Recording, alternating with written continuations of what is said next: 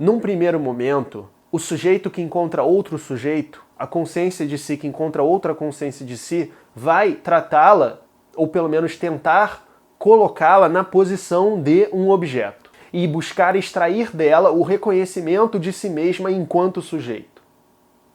Então, nesse sentido, é muito provável que as duas engajem em um conflito que pode durar até a morte, até que uma delas aceite ficar na posição inferior, até que uma delas se submeta à posição que Hegel vai colocar como a posição do escravo, enquanto a outra fica na posição do senhor.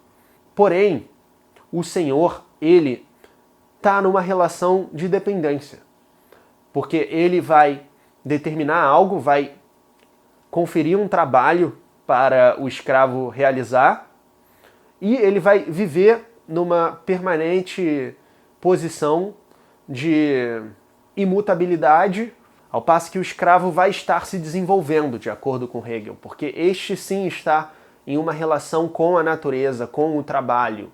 Ele está desenvolvendo a sua consciência enquanto um trabalhador.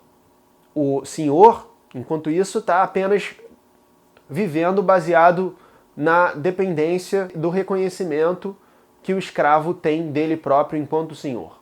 Essa é uma relação problemática, que não é a relação ideal. Na relação ideal, ambas as consciências de si vão reconhecer uma a outra como sujeito, não como objeto. E é assim que se vive em civilização. Quando isso não acontece, há a relação que Hegel caracteriza como senhor e escravo. A gente pode pensar em qualquer relação de autoridade nesse sentido também, né?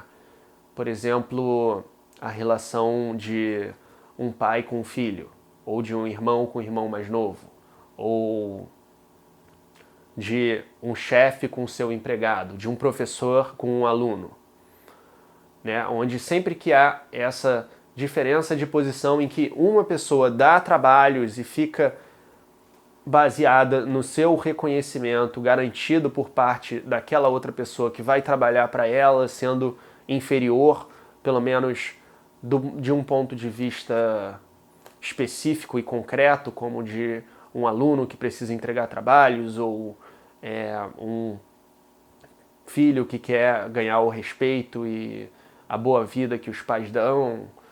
Ele vai ser colocado na posição do escravo, mas ele vai estar trabalhando, ele vai estar cumprindo o que ele tem que fazer, o que ele foi designado. É muito possível que a relação se inverta se as coisas continuarem assim.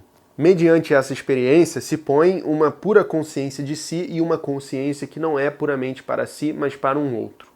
São essenciais ambos os momentos. Porém, como de início são desiguais e opostos, e ainda não resultou sua reflexão na unidade, assim, os dois momentos são como duas figuras opostas da consciência. Uma, a consciência independente, para a qual o ser para si é a essência.